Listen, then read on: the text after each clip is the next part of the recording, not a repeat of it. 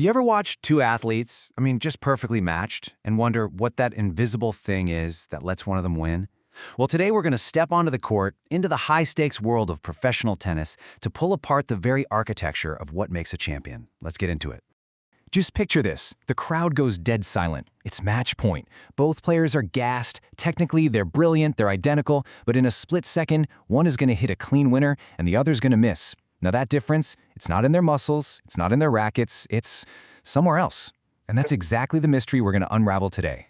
Right, so the big secret here is that it's not some magic gift called talent. No, it's a system. It's a structure, a pyramid that's built, layer by painstaking layer from the ground up. And the coolest part? Because it's a structure, it's something we can actually understand and, maybe even use ourselves. This is what we're calling the pyramid of mastery. So where does a pyramid like this even begin? Well, like any great structure, it's got to have a rock-solid foundation.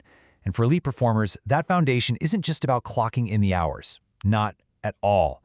It's about how you use those hours. This is where champions are really made. This right here is the bedrock. It's a concept from the psychologist Anders Ericsson called deliberate practice. And it is the absolute opposite of just, zoning out and hitting 1,000 forehands. This is focused. It's hard. And it has one single purpose, to improve. Let's be clear, this part isn't always fun. It's work. So how does it actually work? Well, it pretty much breaks down into a 4-step loop. A player isn't just practicing their serve. No, they're working on something super specific, like hitting a kick serve to their opponent's backhand corner with a 75% success rate.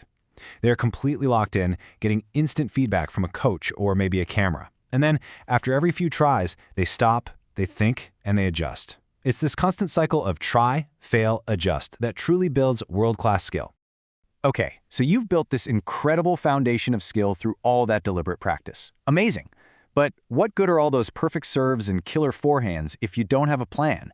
That brings us to the next level of our pyramid, turning all that raw skill into a smart, winning strategy. You see this play out in tennis all the time, right? There's the reckless player, always going for the highlight reel winner and, well, usually missing. Then you have the passive player, just kind of pushing the ball back, hoping the other guy messes up. But the champion? They're often playing a different game called aggressive patience. They're not just hitting hard, they're hitting smart, using heavy, deep, high-percentage shots that are designed to methodically break their opponent down until they force a mistake. It's all about applying intelligent pressure. But what happens when your brilliant plan just stops working? See, a great strategy isn't some rigid script you just follow. It requires something experts call adaptive expertise. That's the ability to read the match, realize, uh-oh, my opponent's onto me, and then pivot to a whole new game plan, right there in the middle of a point. It's that fusion of skill and split-second problem solving. So we have the skills, we have the strategy, but both of those are totally useless if the person running the show, falls apart upstairs. This brings us to the third and maybe most important layer of the pyramid. The psychological operating system that controls everything. Okay, let this number really sink in for a second. Studies show that in amateur tennis, up to 40%, 40, of all points are decided by unforced errors. Think about that. Not by amazing shots from the other side, but by your own mistakes. A serve into the bottom of the net, an easy shot hit long. That's not a failure of your body, that's a failure of focus. The mental game, it's everything. So how do the pros stop that mental downward spiral? They have routines. When they feel themselves starting to unravel, they don't rush to the next point. They take their full time, they go through these little physical rituals, bouncing the ball a specific number of times, fiddling with their racket strings.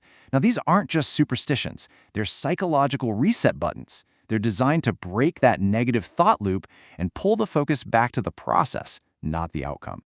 The mental game is also about how you frame the situation.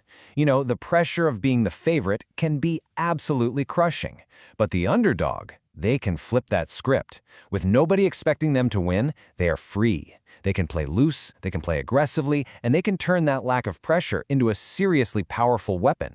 It's all about who's controlling the story inside their own head.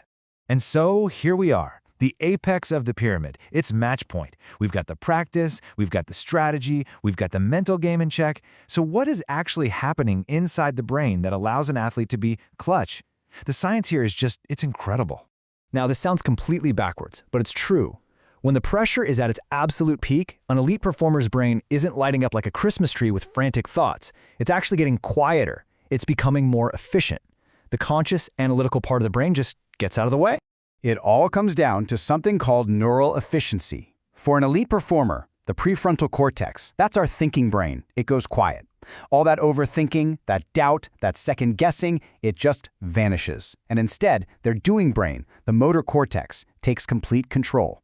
They are not consciously thinking, okay, now bend my knees, follow through.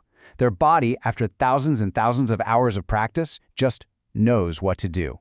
This quiet, super efficient brain state, it has a name you've probably heard, flow. It's that almost magical zone where time slows down and everything feels effortless. But here's the thing, it's not magic. It's the ultimate payoff for every single layer of that pyramid we just built. It's where all that deliberate practice finally meets the moment of truth.